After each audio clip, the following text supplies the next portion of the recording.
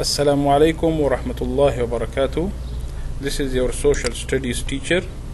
Today we have Unit 5, Chapter 17, Section 2, page number 504 to 508. Our topic is the Mughal Empires. Here we have Muslim rule in India.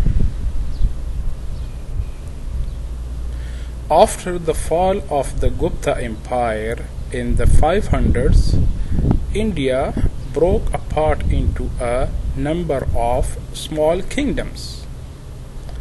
For several centuries, no single ruler emerged to take charge of all India. In the early 700s, Muslim raiders invaded and conquered the region of Sindh in now what is Pakistan. About 300 years later, Muslims poured into North India from Afghanistan by the 1200s. Most of northern India was under Muslim control.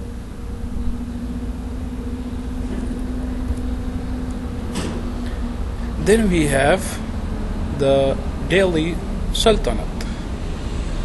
Once the Muslims had taken control of North India, they established a new government for the region because this new government was based in the city of Delhi. It became known as the Delhi Sultanate.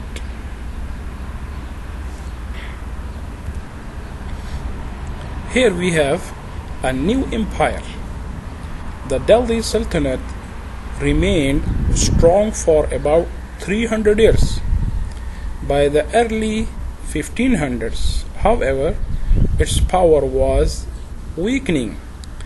This weakening left India open to invasions, to attackers. Babur, the man who took advantage of India's weakness, was a young Central Asian conqueror named Zahiruddin, but better known as Babur or the Tiger. After trying and failing to create an empire in Central Asia, Babur turned to India. By 1526, he had defeated the rulers of Delhi and founded the Mughal Empire. Here you can see, this is the picture of the Babur. Okay? And here you can see the Mughal Empire starting from 1526. This is the raising up time of the Mughal Empire. And this is the falling time of the Mughal Empire, 1761.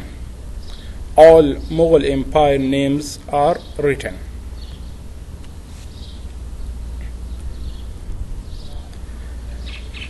Here we have Akbar the Great. Babur died shortly after his conquest of India, and the task of organizing most of this organization was done by Babur's great son Akbar the Great. Despite being only 13, when he took the throne in 1556, Akbar became the greatest of all Mughal rulers. By the time Akbar died in 1605. Height of the Mughal Empire. Babur and Akbar laid the foundation for a powerful empire. The rulers who followed them, they built upon that foundation and raised Mughal India to new heights of power and wealth. Jahangir became emperor after Akbar's death in 1605. Jahangir was known as a good ruler. He continued Akbar's practice of religious tolerance, appointing both Muslim and Hindu officials. He supported the arts and adopted many Persian influence into Indian society. Shah Jahan, Jahangir's son and successor, Shah Jahan. He shared his father's love of literature and art during his reign. The Mughal Empire experienced a cultural golden age that time. The greatest example of Mughal architecture, the Taj Mahal in Agra. Taj Mahal was built during his governance. You can see in the picture. This is the picture of Shah Jahan, and he built that amazing building. It's called Taj Mahal. You can see here, this is his gold stamp. Okay, one side his name is written, Shah Jahan, and the second part of the stamp is written the first kalima.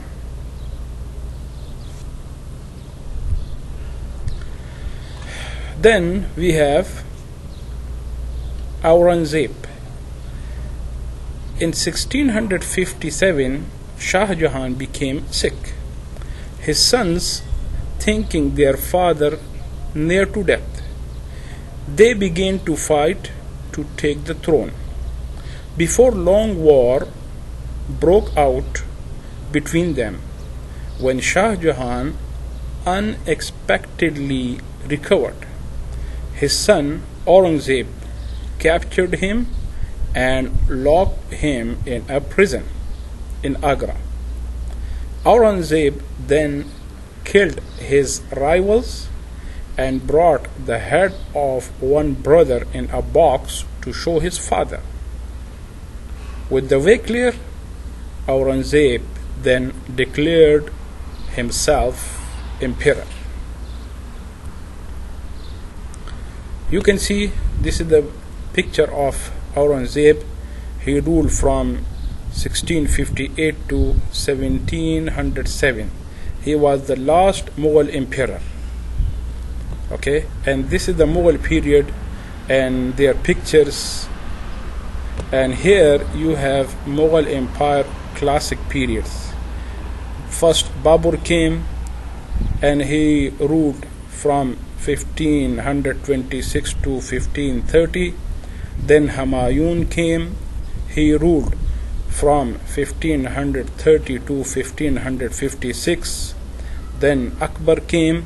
He ruled 1556 to 1605. Then Jahangir came. He ruled 1605 to 1627. Then Shah Jahan came and he ruled 1628 to 1658. Then the last emperor Aurangzeb, he came and he ruled from 1659 to 1707.